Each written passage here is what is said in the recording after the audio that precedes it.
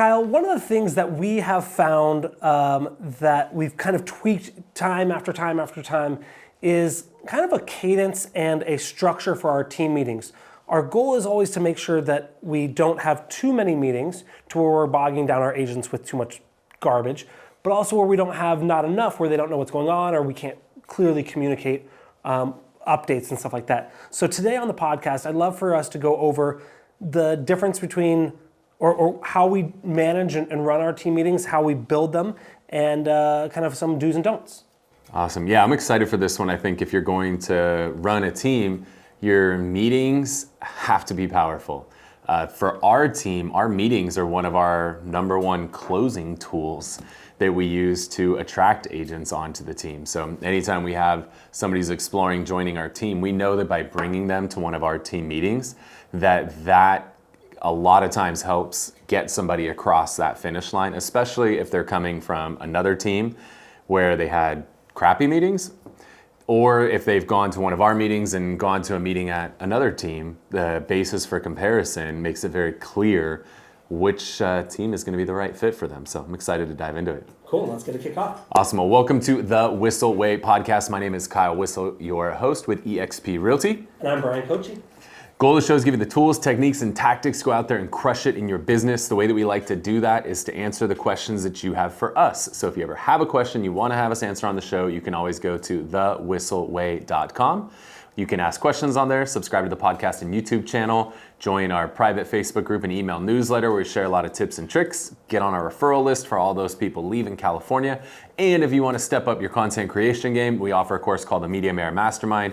We'll teach you everything Bryan and I have learned over the last 9+ years, creating video content, audio content, social media content, and all of that fun stuff will help shortcut that learning curve, give you exactly what you need to know, and give you an opportunity to mastermind with Bryan and I every 2 weeks. So if you want to learn more about that course or any of those things, go to thewhisselway.com.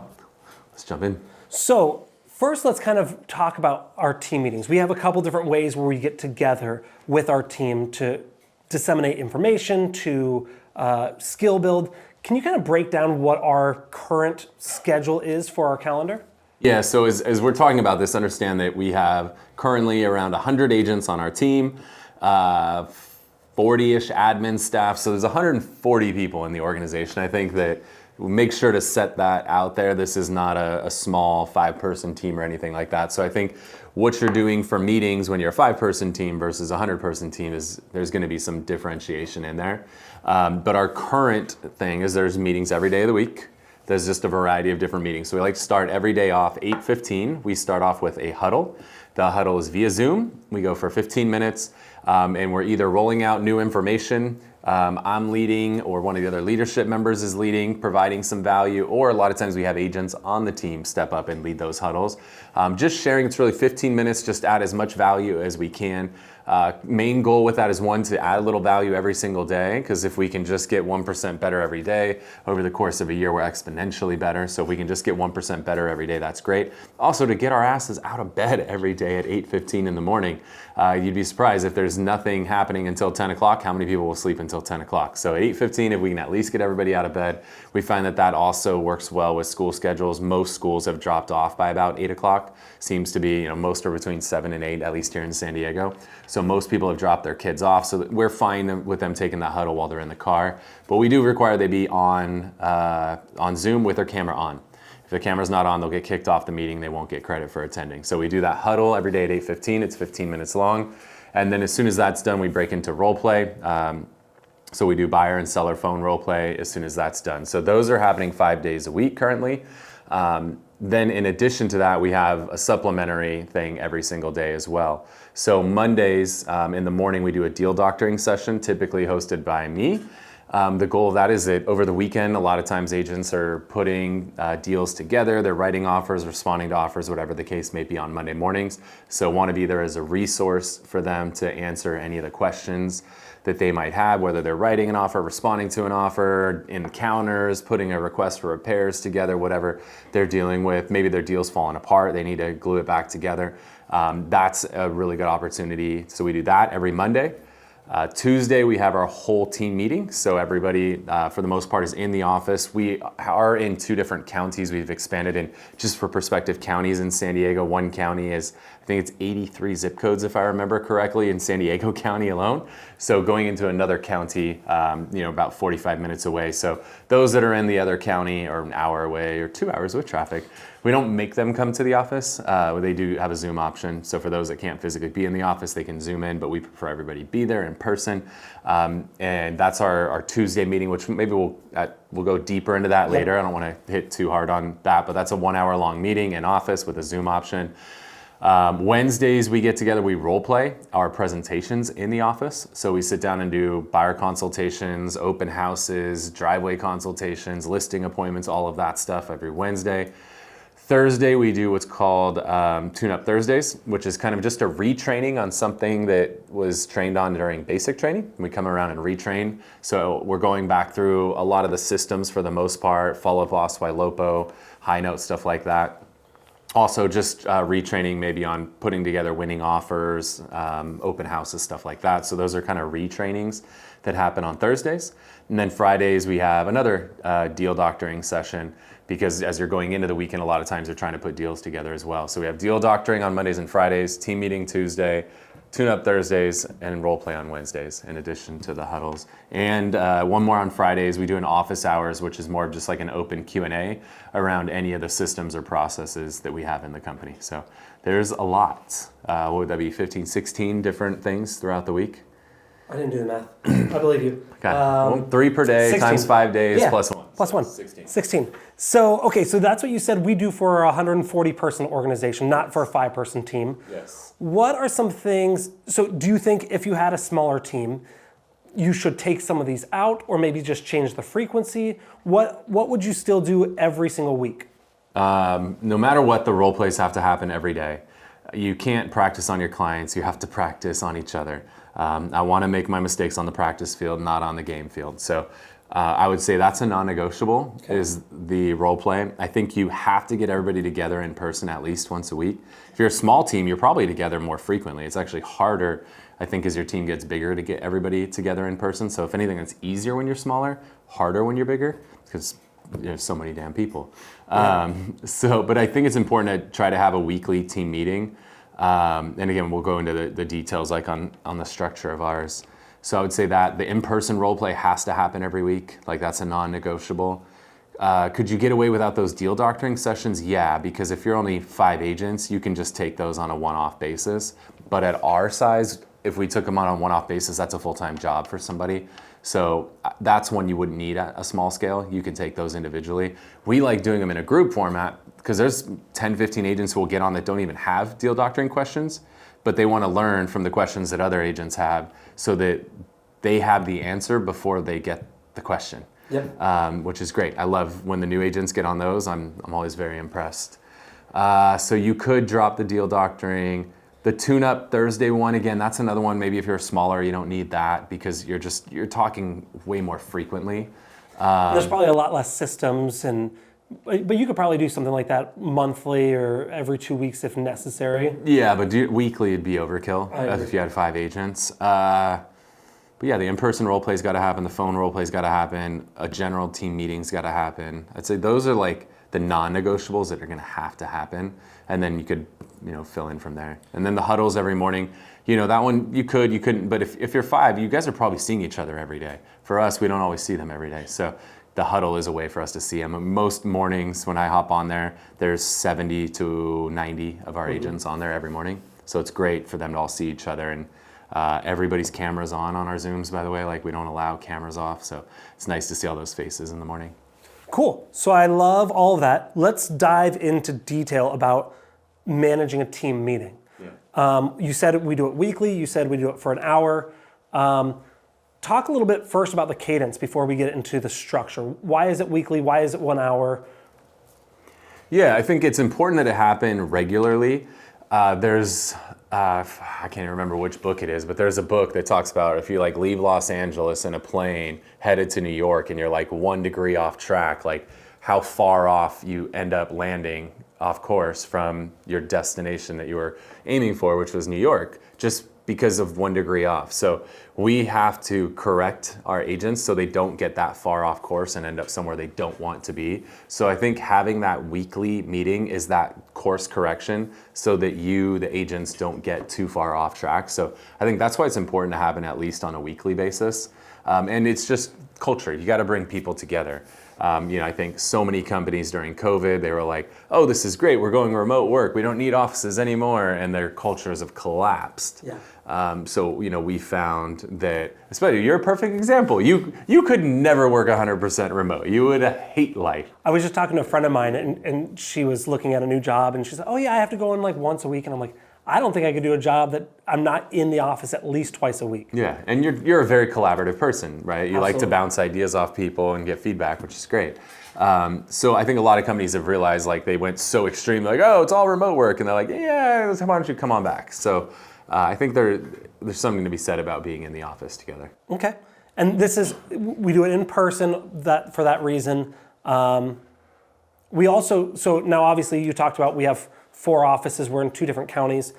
Not everyone can come in person every week. Talk a little bit about how we manage that. Yeah, so we do allow agents to come in remotely for those meetings. We do a quarterly team meeting. That one there is no remote option because that's when we really roll out the big stuff.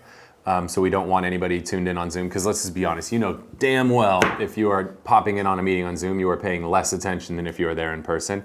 And if you're in one of our meetings in person, you're not allowed to be on your phone, your tablet, your laptop, anything. There's no technology. People say, oh, I'm writing notes. Get the fuck out of here. You can write your notes on a piece of paper and you can type them in your phone later. You actually will retain your notes way more writing them down than typing them, by the way, too. So when our agents are here for a meeting, they're locked in. Like that, we go 1 hour and they are locked in. We've had guest speakers come and speak and they're like, why is nobody on their phones? Like they're almost like weirded out by it, but like, no, that's how we roll. Like, we don't mess around here. Like, we're not doing meetings to do meetings. We're doing meetings so that we can get better, so we can live up our core value, grow or die. Like, that's a big thing for us. So we're not going to grow if we're sitting there like just showing up to check a box. Like, we're there to grow. We want to learn, and you're going to learn way more when you get off your damn phone.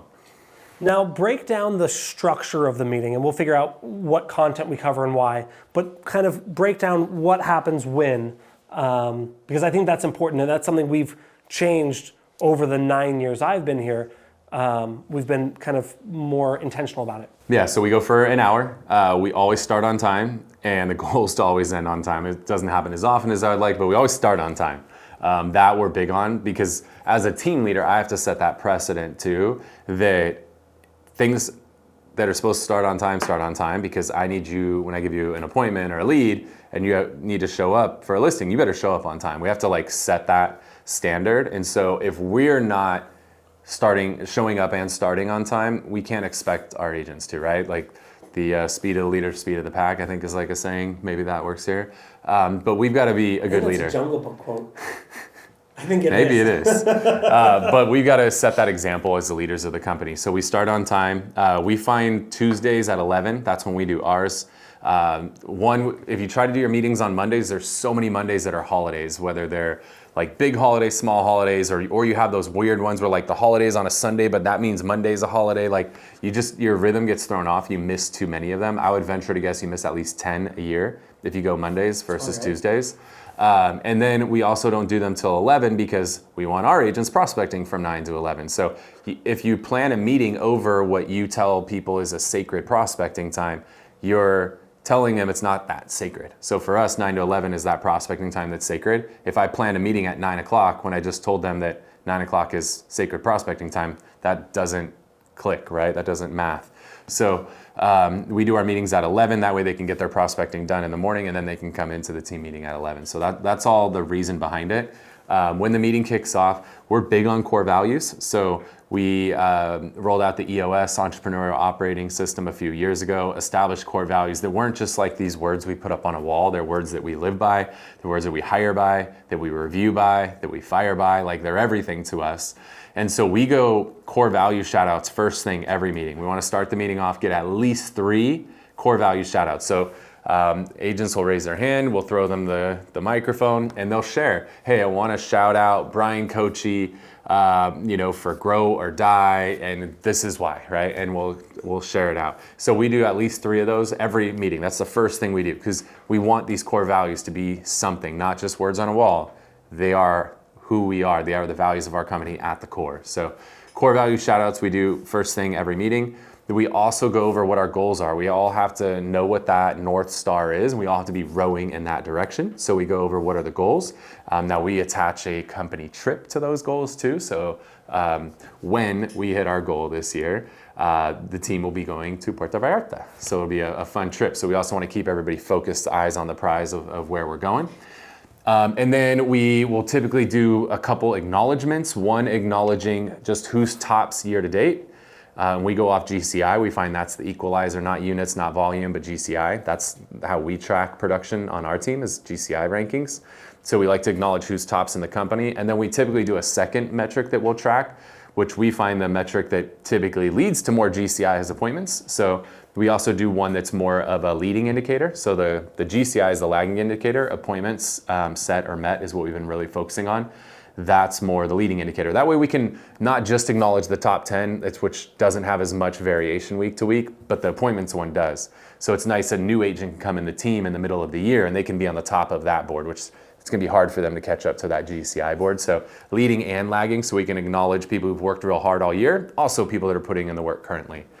Guess what? The people on the GCI board are also at the top of the appointment board. Go figure, leading indicator leads to lagging. Weird how that works. And then we'll go over any other announcements, any events. We always have like an event calendar. Here's the events, here's what's coming up. And then any other specific announcements we need to roll out. And then we jump into the content. The goal is to get through that opening session in about 15 minutes tops, and then that leaves 45 minutes for the content. That was I wasn't expecting to go as in detailed, and I'm surprised you did that without looking at a slide deck. I don't know if I could, even though I do it every week. So let's talk about the content now. So the content, do we do the same thing every time? Do we have different people speak? Do we invite other people in? How does the content work, and then we'll talk about how we advertise that later. For sure. So there's a few ways. One, you could plan these meetings out like a year in advance. I've seen teams do that. I've seen articles, blog articles, and videos that talk about, plan your whole year in advance. Really? Did you have NAR settlement in your 1 year plan? I bet you didn't. So that's why we don't plan ours out that far in advance. We try to be about a month in advance is our target. Sometimes we get shorter, we rarely get longer, but a month is kind of the target. That way we can keep the meetings timely and relevant to the market. Did you also have that rates would be 8% on your bingo card, through 1 quarter? I don't know, I didn't have that on my bingo card either. So that's the thing, is you can't plan too far in advance, because you're gonna have this volatility in the market. You're gonna have surprises that you didn't expect. So we try to plan them out about a month, and we try to do a mix. We try to not do any more, at most 1 a month with a guest speaker, which are vendor partners. Now we not like bring me some donuts and you can talk for 5 minutes. You better have a presentation that's gonna add value and help me sell more homes. We're not just like, you bring us donuts so you get to speak at our meeting, because that's what most meetings are, and that's where we make other meetings look like shit. Because most meetings are the whatever vendor that brought donuts and now they talk and just try to sell themselves for 5 minutes. There's no selling. You sell the agents on working with you by adding value to their business, and so we make it very clear when we have a vendor in that they're there to add value to these agents. And if not, get the fuck out. We're not here just to let you pitch yourself. You pitch yourself and you will earn this team's business by adding value and helping them sell more homes. So that's just how we roll when we have vendors, but no more than 1 month. And it's really probably average 1 every other month, I would say. And then we don't want it to be me every week. We don't want it to be Brian. We don't want it to be any of our other leadership. We try to mix it up so they can hear different voices. So I'll lead at least 1 a month. Rachel, who's our director of sales, will lead 1 a month. We typically have a vendor, and then a lot of times you probably lead 1 a month. So I would say between the 4 of us, we probably rotate through.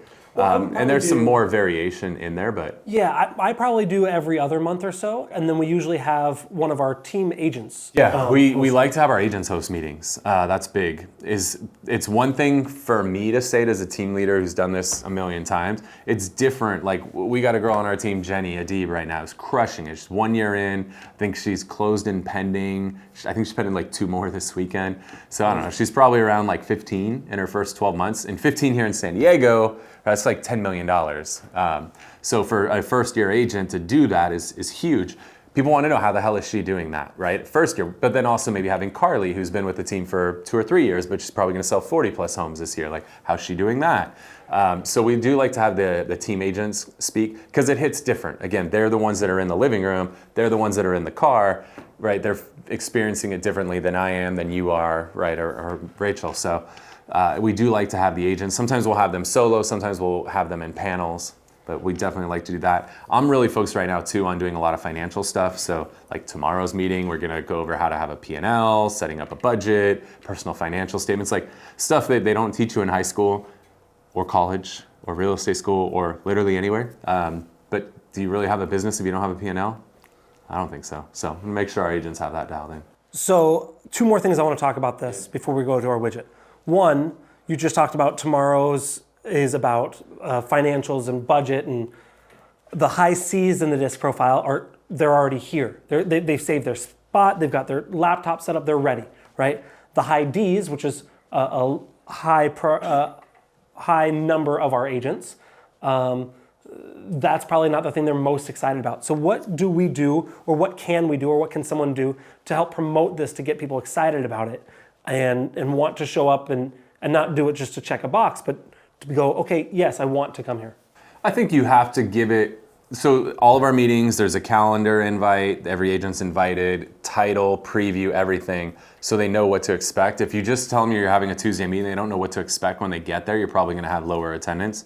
So I think it's important to make sure they know what the meeting topic is and what to expect, what they're gonna get out of that meeting. So I know when I'm hosting a meeting, I'm spending some time writing the copy that's gonna make it engaging and make them want to come to that meeting. So I think that that's crucial. But if you're just like, oh, it's a time for our normal Tuesday meeting, but I don't know what I'm gonna get out of it, I might not show up.